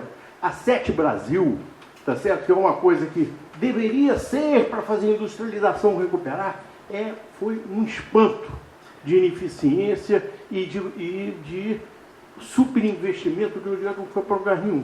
Então, por que eu estou falando isso? Porque tem coisa que tem guerra híbrida, sim, não é? Mas tem coisa interna que não é só a naturalização da coisa externa. A quantidade de erro interno que teve não foi brincadeira. Eu fiquei escutando isso o tempo inteiro, quer dizer, a conversa parece que nós tínhamos projeto. Projeto? Não, nós não tínhamos projeto. Porque, na realidade o êxito do governo Lula foi enunciado aqui com pouca ênfase. Porra, surfou uma onda de preços relativos, favoráveis à commodity, o que deu muito dinheiro fiscal, tá certo? Muito recurso fiscal e muito gasto. Absolutamente louco. Tanto é que não houve nenhuma modernização, tá certo? No setor público, nem aquele que ele investiu. As universidades, as escolas técnicas, etc. e tal, não são efetivamente estruturas eficientes, sólidas, etc. Não. Geopolítica brasileira, se houve, por que se desmontou que nem um peteleco? Nunca se deram conta que desmontou a América do Sul com um peteleco. A geopolítica brasileira para a América do Sul era absolutamente nenhuma. E a nossa inserção era uma coisa louca. Nós tínhamos superávit comercial com todos os nossos vizinhos. Pegamos esse dinheiro e jogávamos lá fora, nos paraísos fiscais, e eles entravam no Brasil com acumulação financeira, não pagando imposto de renda como capital estrangeiro. Não tinha. Não tinha. O Brasil sempre virou as costas para a América Espanhola. Sempre. Nunca fez nada. Quando virou a frente, foi para bater a carteira. Essa que foi a política de integração.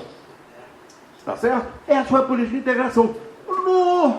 No jogo, vamos fazer um metrô de Caracas, vamos fazer um não sei o quê, vamos fazer um não sei o quê, coisa tal. Exportar o nosso amigo Elísio para ser marqueteiro do Chaves.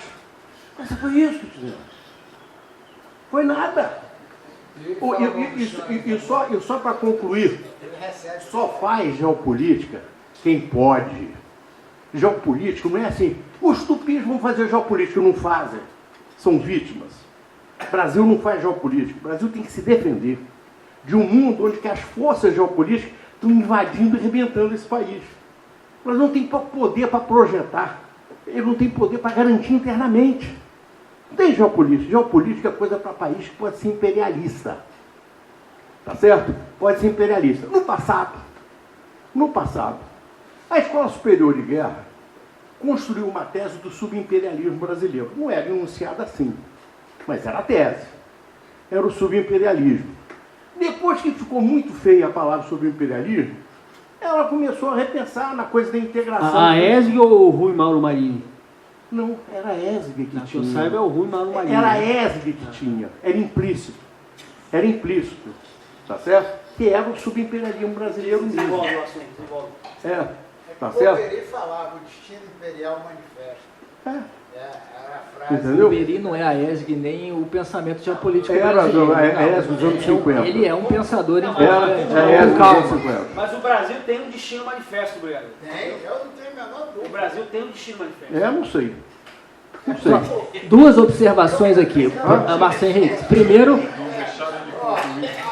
não há ninguém aqui nessa mesa defendendo o projeto do PT, muito menos que o governo petista teve uma geopolítica exitosa, um projeto nacional de desenvolvimento exitoso, de maneira alguma, tá? Você mesmo falou que tinha política de defesa com política Tinha. industrial de defesa. Não, peraí, mas aí você está equivocado nos termos. Deixa eu colocar as coisas para a gente ter um debate mais tranquilo aqui. Olha só, o que é uma base industrial de defesa? Quando você estimula o crescimento de empresas nacionais no setor de defesa. O que aconteceu em 2006? Política Nacional de Defesa, que é a reprodução da Política Nacional de Defesa de 1996, feita num governo neoliberal do Fernando Henrique.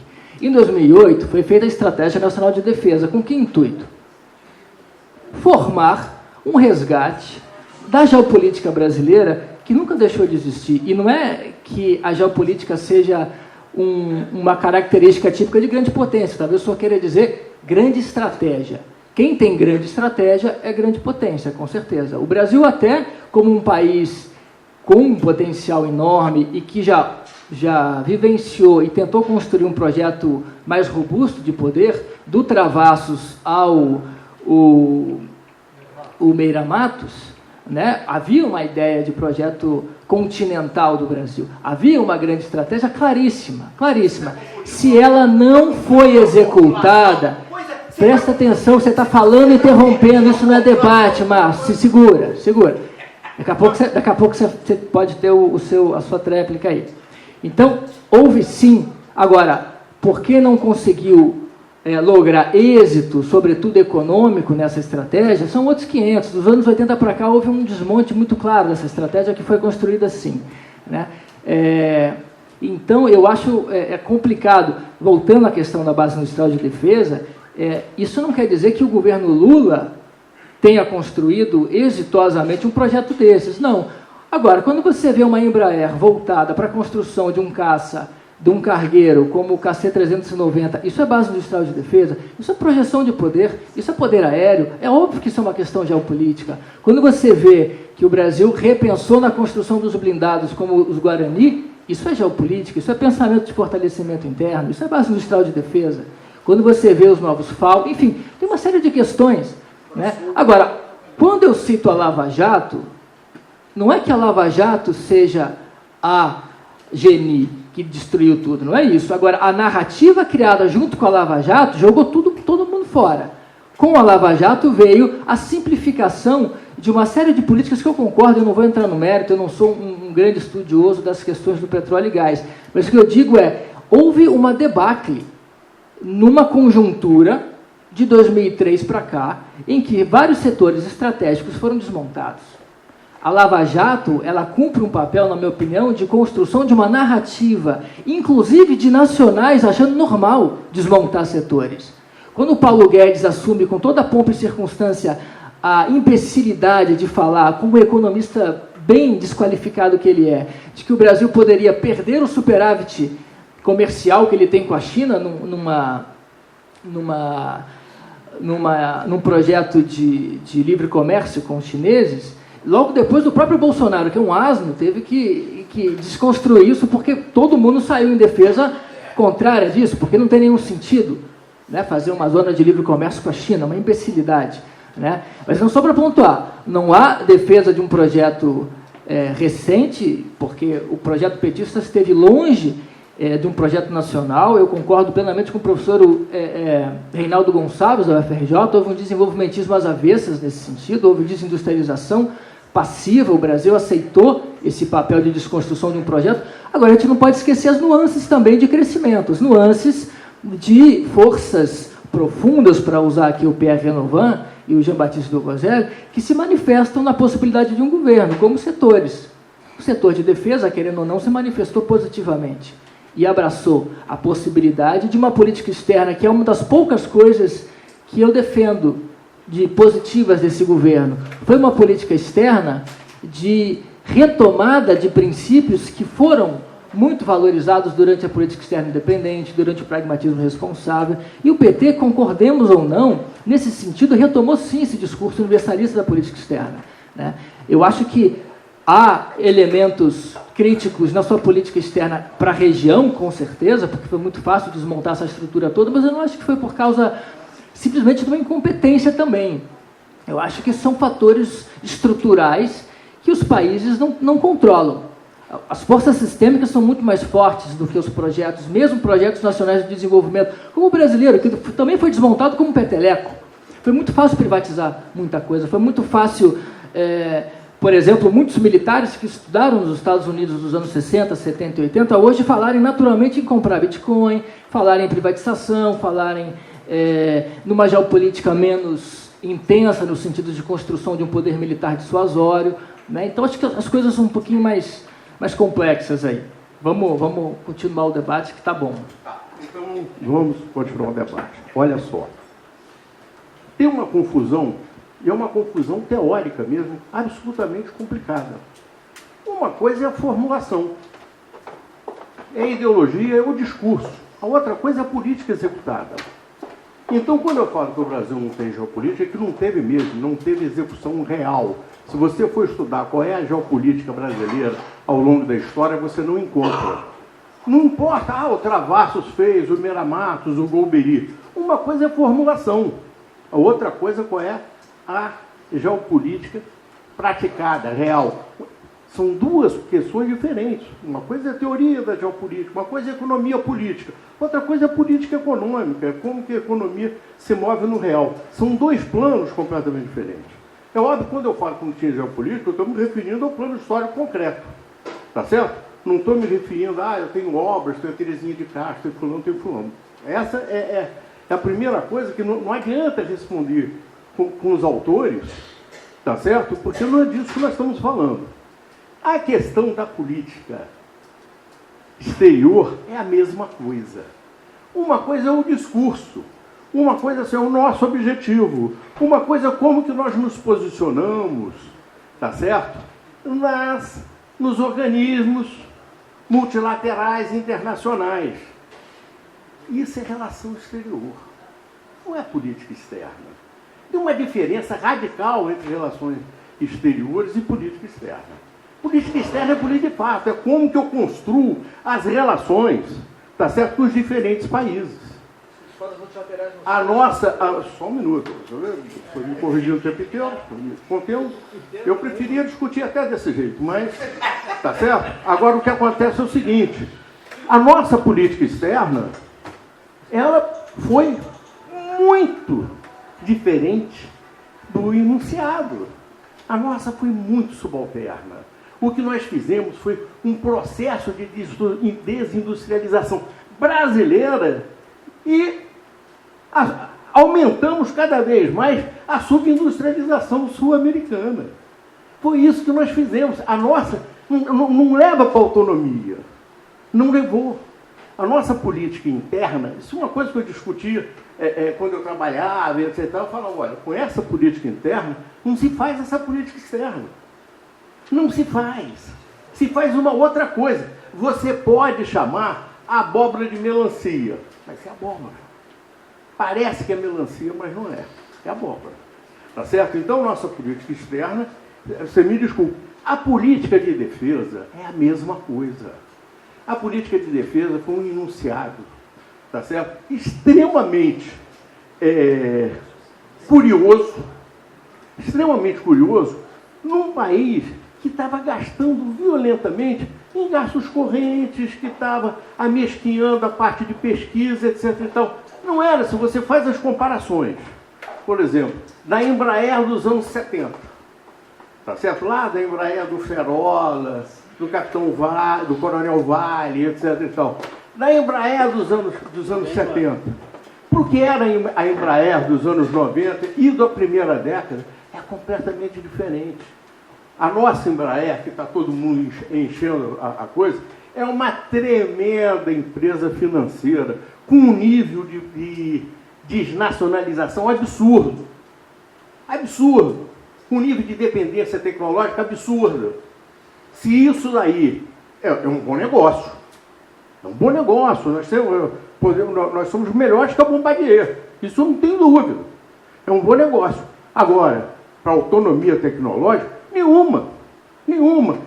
Nós íamos comprar os caças, ia comprar a caça de fulano, e aí nós íamos absorver a tecnologia, etc. e tal. Tudo bem, a ver. Ninguém transfere tecnologia. A ver. O que eu falo é o seguinte, Maroni. Eu conheci a Embraer em 2 momentos da minha vida. Tá certo? Conheci com Osíris, eu conheci o Ferola no IFI, coisa e tal. Conheci o Coronel Vale nos anos 70. Tá certo? Porque eu trabalhava no Funtec, no BNDES, e a gente financiava a Embraer. E conheci a Embraer em 2003, 2004, 2005. A Embraer privatizada, exatamente. Que era uma empresa financeira. Você se lembra, era um banco. Era o maior risco do banco. Era um banco. Entendeu? Ele era um banco financiado. Não era um projeto de desenvolvimento, coisa. Não era. Infelizmente, um nível de importação absurdo. Tem muito engenheiro, etc. É óbvio que sempre você tem. E sempre vai fazer alguma coisa. Mas não era o que era. O modelo é porque as pessoas confundem. Nos anos 70, você tinha um modelo. Era assim. Uma empresa que ia fazer avião, que era a Embraer. Um Instituto de Fomento Industrial, tal do IFI. Você conheceu isso, porque isso foi da Aeronáutica. E o ITA. Essas 3 coisas funcionavam o tempo inteiro articulando. Tal do Instituto de Fomento Industrial botou um monte de empresas que sumiram. Depois da privatização e durante a primeira década desse século. Foi a intenção do Collor. Então, quer dizer, eu tenho um discurso de defesa, de não sei o quê, coisa tal, tudo bem.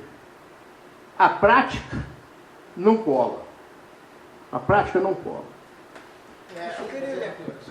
O professor Dark Costa quer fazer sua intervenção. Eu queria só dizer o seguinte. Primeiro dizer que você está certíssimo com a ideia de que tem que ter um projeto nacional de desenvolvimento. Só que ele esqueceu de falar os dois nomes mágicos do projeto. Fala aí. Não, soberania e emprego. Então tem que ter um projeto nacional.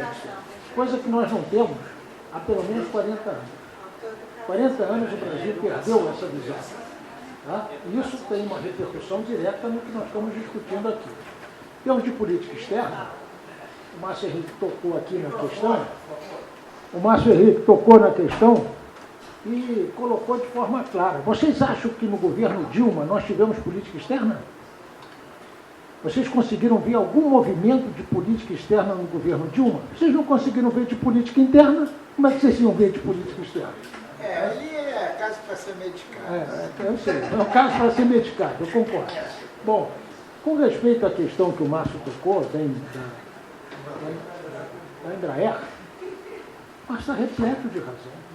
Repleto. Eu sou do banco, sei direitinho os movimentos que tiveram na Embraer. Quer dizer, a Embraer foi entregue antes, no processo de privatização. Ela perdeu, naquele momento, o relacionamento que ela tinha com o Parque Aeronáutico Brasileiro, Fabril Aeronáutico Brasileiro. São José é uma série de empresas. Você sabe disso, porque você é major brigadeiro, sabe o que eu estou falando, pô. Claro. Tá? Então, é preciso a gente entender o seguinte, uma coisa que ele colocou bem... Nessa época caiu. Não, a Vibraz caiu. que coisa mais importante do que essa questão do projeto espacial brasileiro? Nós temos o projeto espacial desde 61. A gente parou no sonho. A chinês, e depois acabou. a Índia entrou com um projeto espacial dela em 67. Está mandando coisas para Marte. E nós não conseguimos fazer nada, a não ser ceder a base de Alcântara agora. Pô. Então é preciso entender o que está acontecendo. Pô. Nós temos que voltar a pensar o longo prazo. E nós perdemos isso há 40 anos. Pô. É preciso entender isso. E o meu vice-presidente está perfeito quando fala na necessidade de um projeto nacional de desenvolvimento. E mais para isso, nós temos que ter uma discussão clara de qual é a estratégia que nós temos que ter para isso. Aí vamos ter um evento sobre estratégia nacional aqui, para discutir isso. Vamos discutir a questão dos BRICS também. Antes de terminar esse ciclo, vamos discutir esses pontos que parecem muito importantes para a gente poder conceber, no médio prazo, uma proposta. Né? Uma proposta. Porque o Brasil é um país dos 5 maiores do mundo, em população, em território, em perspectivas. Tem que se colocar, pô. Não pode ficar como está, pô. Tá? Eu acho que a discussão de vocês foi muito boa, viu, Márcio? Gostei muito do que você colocou, porque eu acho que abre, então, possibilidade de se ver outros ângulos de uma questão que está posta na nossa frente. Quer dizer, o problema nosso não é essa polarização. O problema nosso é encontrar uma alternativa para esse país que fuja a essa polarização. Porque ela, qualquer dos lados, não nos atende. É bom entender isso. Qualquer dos lados hoje não nos atende. Sabe por quê? Porque não tem proposta de longo prazo. É simples. Não tem uma perspectiva de longo prazo. Ambas as duas. As duas discutem o momento, discutem a conjuntura. Não tem uma visão estrutural. É isso que eu tinha a dizer. E parabéns, vice-presidente, pela sua proposta. Oferecer meus parabéns à Joana também, que foi fundamental para a condução da nossa mesa aqui. Não desprezando você. A introdução que ela deu aqui. A Joana foi a melhor na mesa. Joana. Só dar, Joana, outra coisa, a mídia brasileira, ela sempre foi... Peraí, vem cá. Microfone. Pô, toda hora. Se você quer falar toda hora, tem que levantar. Estamos gravando para a televisão. Minha coluna. A mídia brasileira sempre foi um conjunto de empresas familiares e cartelizadas. Hoje são 3 famílias, Frias, Marinho e Mesquita. Até melhorou, que antigamente era só o Chateaubriand, os diários associados. A gente tinha uma multiplicidade de jornais no século passado. Depois que os diários associados entraram, ficou sempre, isso aí desde 1930 que é assim. E a Rede Globo agora conseguiu unanimidade, né? Brigou com Lula e com Bolsonaro. Mas não vai constituir o projeto nacional.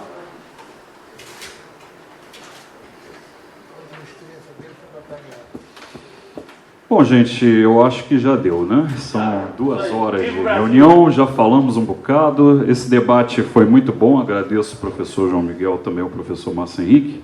Eu acho que foi o melhor debate da mesa.